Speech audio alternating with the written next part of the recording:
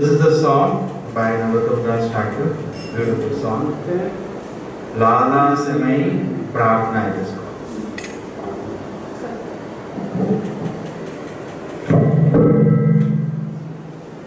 Gauranga Bolite Habe pulaka-çaréra.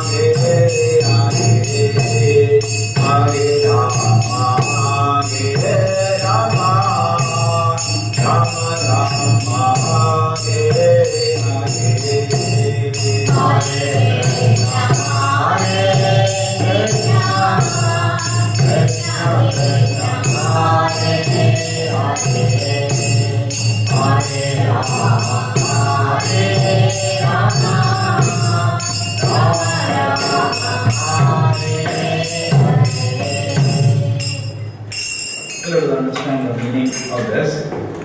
Gauranga Bolite Habe pulaka-çaréra.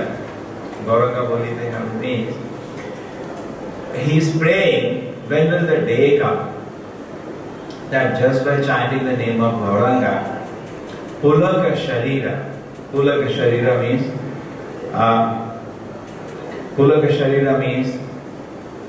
in the body there will be symptoms of ecstasy. The pulaka means when the hairs in the body rise. Now the hairs in the body rise in two ways. When we are in fear, that time also all hairs rise. And another time when the hairs rises when we are in ecstasy. So he is now talking about ecstasy. He is saying when will the day come that just by chanting the name of the Lord, all the hairs in the body will rise in ecstasy. Then he says, Hari Hari Bolite Habe Bhave néra. Just by chanting the name of Hari, tears will come from my eyes. So he is praying that my Lord, when this day will come, that love of God fructifies in my heart and these spiritual symptoms become manifest. Kabe nitäi-cänder karuna. Prabhupada used to say that. He used to say we have to learn to cry for Krishna, but not sentimentally from the heart. Yes, Krishna, I want your association. Kabe nitäi-cänder karuna hoibe. When will the day come that Lord Nityänanda will be merciful to me? Because it is said we cannot approach Lord Chaitanya without mercy of Lord Nityänanda. So you see, when the day will come, Nityananda Prabhu will be merciful to me. What will happen? Saàsära-bäsanä mora kabe tuccha hoibe. Because by the mercy of Nityananda, what will happen? This all my desire for enjoying this world, exploiting the resources of this world and becoming an enjoyer will go by the mercy of Nityananda. When such a day will come that I can be relieved from the harassment of material energy. Material energy acts in two ways. One way the material energy acts as gross. Gross. We have birth is so painful. Then we have diseases one after another. Something is a problem. Then we have old age. We have so many difficulties. And then we have death. And Bhagavad Gita, Krishna says, Janma mritu jara vyadi dukkha doshano darshana. This is a real problem of life. So any knowledge which helps me solve this problem is called vidya. That is called vidya. It's a Vedic definition. And any knowledge which does not help me solve this problem is called avidya. And Ishopanishad says, for practical living in this world, both are needed, vidya and avidya. But why it has used this strict definition of avidya, the reason is this, because people neglect vidya. Or people do not know what is really important. Just like when Prabhupada had a privilege, he was invited to MIT in America, top institute. And before Prabhupada class, the senior faculty that took Prabhupada all around showed the campus. It's one of the best campuses of college. Prabhupada saw everything. And then Prabhupada asked them, you showed me so many departments, straight on the face. Where is the department studying the soul or the Lord? They said, we don't have any department like that. And Prabhupada said, you missed the main thing. The main thing you have missed. So see what is happening today. We are learning avidya. But the real problem of life cannot be solved with avidya. See, I have a problem. Knowledge means we should solve a problem. Just like we may have some problem now. Now we are interested in any information which can solve this problem. Anything else we are not interested in. Yeah? Suppose my back is paining. Now I am interested in any information which can help me solve the back pain. Any other thing is not, I am not interested now in that. Correct? The same way, the first interest of a living entity is that he doesn't want punarjanma. The first interest. Anybody with the experience of life and a sober man will say, I don't want another birth in this world. I rather want to be at the lotus feet of the Lord and serve Him. Okay, so this is the knowledge which can make me do this is called vidya. And there is some knowledge which can make me make a living, which is called vidya. Actually, if you see the problem of material existence, of eating, sleeping, mating and depending, is very easily solved by animals. If you look at animals or birds, they have not so much anxiety for solving these four basic problems. But we as human beings today, for us, these problems are solved with a lot of anxiety. It's a joke actually. Civilization means shanti. But we have created a civilization today where these four things have become a terrible problem. Okay? And people today, because of that, we don't blame the people only. The situation is such that the anxiety is so much for solving the basic problem of existence that they are forgetting vidya. They are busy with avidya. Avidya can help you in eating, sleeping, mating and depending. And vidya will help you to go back to the lotus feet of the Lord. Just like in a jail, avidya will help you how to get your food, where to sleep in the jail. Vidya will help you how to get out of the jail, which is more important. Because my real problem is, I do not need to be in this jail. It is unnecessary. My stay in the jail is completely unnecessary. So my stay in the material world and the suffering that I am undergoing in the material world is completely unnecessary. It is not needed. I simply created this problem.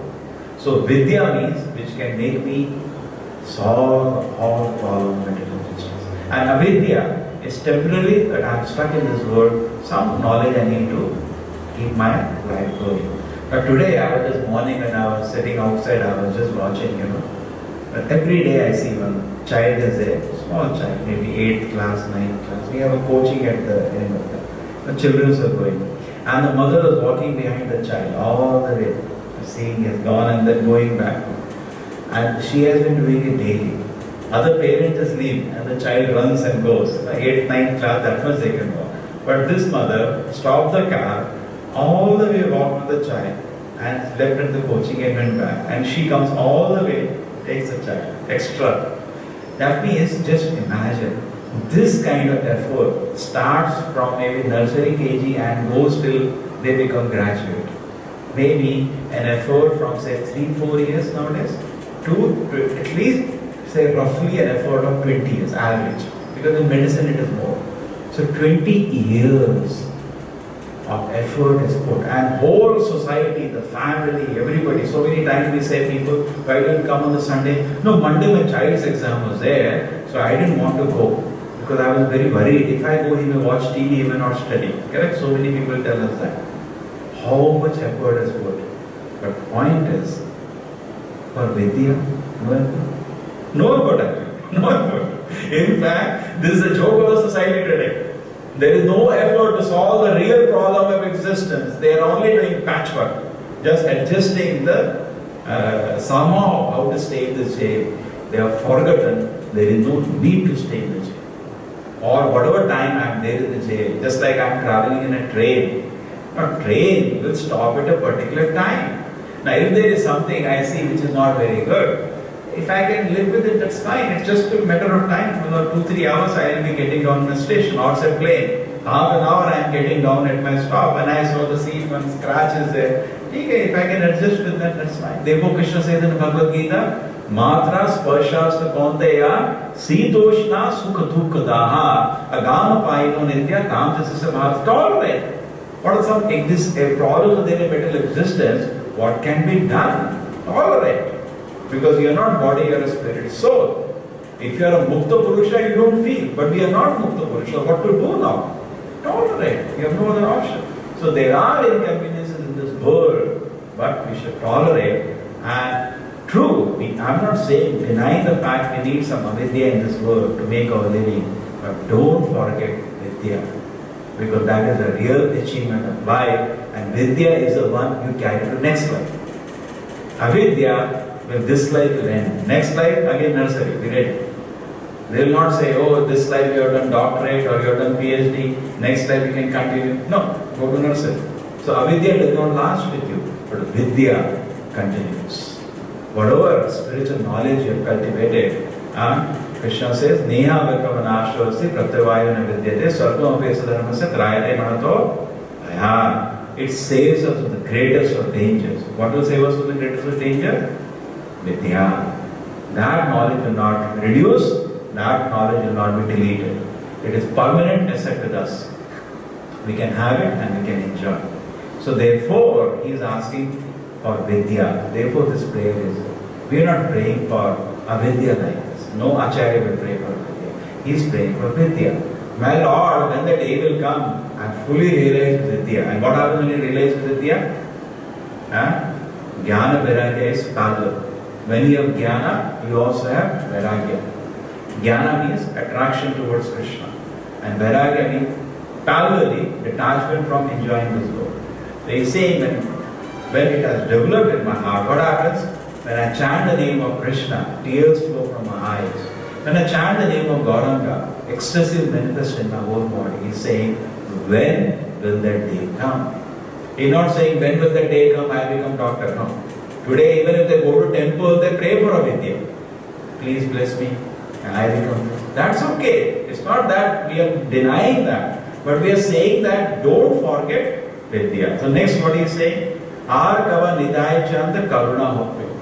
When the day will come, the Lord Nityänanda will give me mercy. What is the mercy of Lord Nityänanda? Again vidya. What is that? Saàsära-bäsanä mora, kabe tuccha. I become disinterested in material sense gratification. Viñaya, chäriyä, kabe, çuddha, hoibe. This is the symptom. And then tabe häma, bhujava, Våndävana. When actually vidya is manifest in the heart, then sense gratification cannot exist. Viñaya, chäriyä, habe, çuddha, hoibe. When the heart is fully pure, viñaya, chäriyä, çuddha, mind is fully pure, then you can actually understand what is Vrindavan.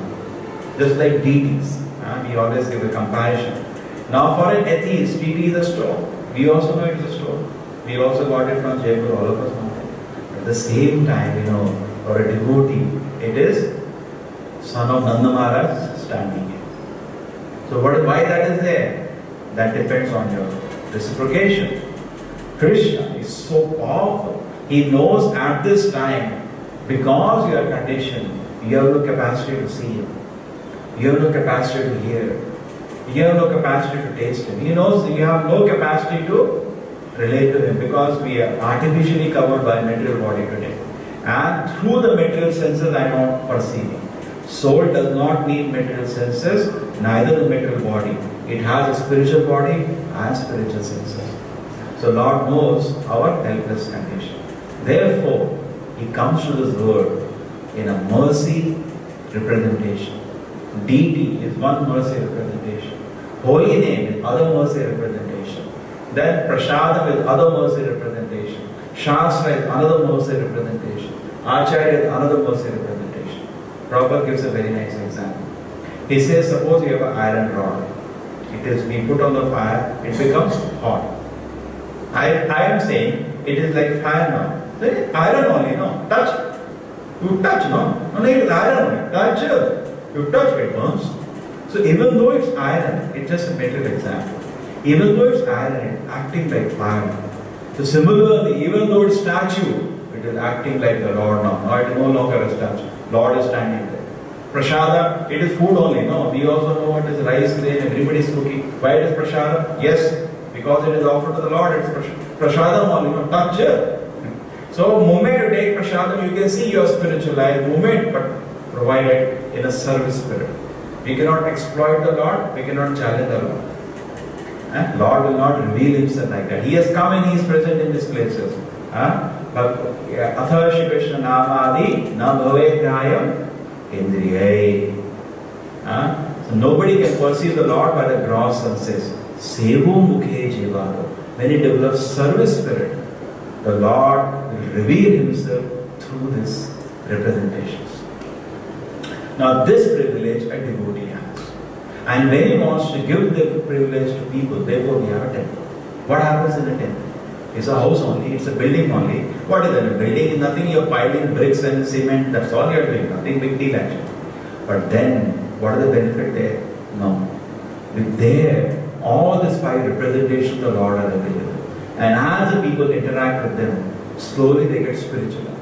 You don't even have to talk.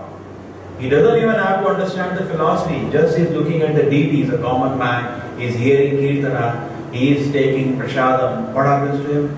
He's spiritualized. And what is there? What is there? What happened? Just like, he touched iron only, or say electric wire there. It's a copper wire. You tell him it's a copper wire only. What you touch? No. He gets a shock. So similarly, it's food only, but he gets spiritual shock. There's not electric shock. He gets spiritual shock. Therefore, as much as atheist can come, as gives wonderful arguments, maybe you're not able to counter some of his arguments, but doesn't shake our faith. Okay, I'll come tomorrow, I'll tell you the answer. But my faith is not shaken. Why? Because I'm feeling the current, no? I know current is there.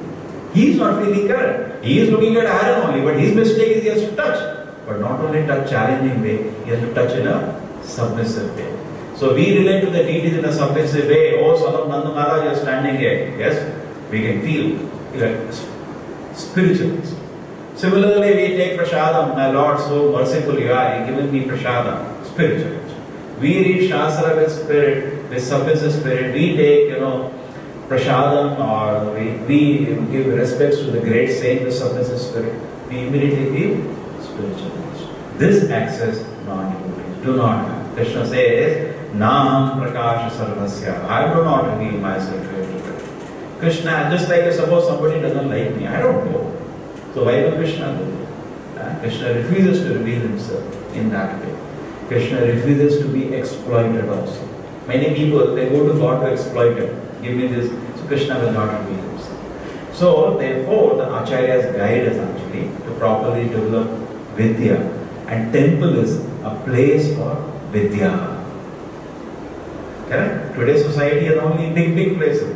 How much expenditure is there to teach avidya in the society? Trillions of dollars. And how much expenditure is to teach vidya? You tell somebody we are making temple, oh, it's a waste of money. People don't understand. And for avidya they are making crores of rupees of building, and they are thinking it is so important. And if you say, I am making a school and go for donation, every person will give you 1 rupee. Correct? You say, I am making a temple. What is the need of all this? Because society is completely now, they only know avidya. And after avidya, why they want avidya? It's not that they like avidya. You see, particularly many teachers tell us today, teaching has become a very tough business today. Because students are not submissive. Even a teaching, it's a material education, is becoming day by day tough. Many colleges are reducing the size of classes because it's difficult to manage. So why is it so? Because the reason is that they are not interested even in avidya. Actually, they are interested in sense gratification. They want avidya, the technology of avidya, material technology, to learn, only get some money for sense gratification. Actually, they are demons. But vidya, what happens? Somebody can say, I am very much dedicated to avidya. It is not possible. Just like we say, if somebody says, I am very dedicated to Devi or Shiva, we say, you are making a show. It is not possible. Why? Because any devata cannot give satisfaction to the heart. But the Lord, Supreme Lord, He is the Lord of the soul, gives complete satisfaction to the soul. So without any motivation, you can serve Krishna. Because you get vidya and you get spiritual happiness. What is being talked about? But when you are cultivating avidya, there is no spiritual satisfaction. It's a waste. There is some motive. When I go to a devata, there has to be some motive. Bhagavad Gita, Krishna gives a certificate. What does it say? Kamesata hitagyana yajate anya devata. If you go to any other devata except me, means me and Vishnu, all forms of the Supreme Lord. If you go to any devata, there has to be some motivation, kama, some passion, some desire is there which is driving you to go to a devata. But the Lord actually is best served. If you are fortunate, some people are very fortunate, they go to Lord also, Supreme Lord, with some desire. That's okay. You're going, suppose a child is going to father with a material desire also, that's okay. But at least he has gone to the Lord. Bhagavad Gita, Krishna says, 4 kinds of people come to me. What are the people? Artha Ardhatha Jigyasu Jnanicha Arthacha. So, all these different varieties of people, if they are pious, they come to the Lord. Prabhupada says there are 4 kinds of pious people and 4 kinds of impious people. But any variety of people, if they go to the Lord by good fortune and they meet the devotees of the Lord, they can become Shuddha Bhaktas and cultivate Vidya. Correct? Generally people are cultivating avidya. Even if they go to the Lord, they go for that same material gain. But the devotees can, if they are surrendered to the Lord, electrify them and give them a shock. They've gone to the wrong place. They're playing with fire. They'll get a shock one day. Once they enter a temple and get a spiritual shock, what happens to them? They develop immediate faith in the spiritual. Even though they might have gone out of any reason. Some people, they go to temple just like that. But they go inside. That's how anybody begins. And they become spiritual. So therefore, in these ways you can understand. It's a beautiful prayer. And then at the last he is saying, Rupa Raghunatha Pade Hoide Akuti Kabe Ham Bhujako Se Jugalapiti. He said, when Rupa and Raghunath Goswami, these are the stalwart acharyas, and they are the preceptors of the spiritual knowledge, what was given by Lord Chaitanya. Okay? So he is saying, when these Goswamis will bless me, then I will be able to understand Rädha and Krishna Leela. The most confidential thing in the spiritual knowledge is the Leela of Rädha and Krishna. Is that I can understand to the topmost level of Vidya by the mercy of the Acharyas. And he has given the name of Rupa and Raghunatha here, who are the topmost Acharyas in our Guru Parampara. Rupa Raghunatha Pade Rahu Mora Asha. He saying, I just completely take shelter of Rupa and Raghunatha Goswami, again repeating. Prarthana koruëä sada Narottama Dasa. Narottama Das Thakur, he's a great Acharya in our Parampara. He's saying, I just take shelter of these Acharyas. Please give me shelter. Srila Prabhupada ki, Srimad Bhagavatam ki, Narottama Das Thakur ki.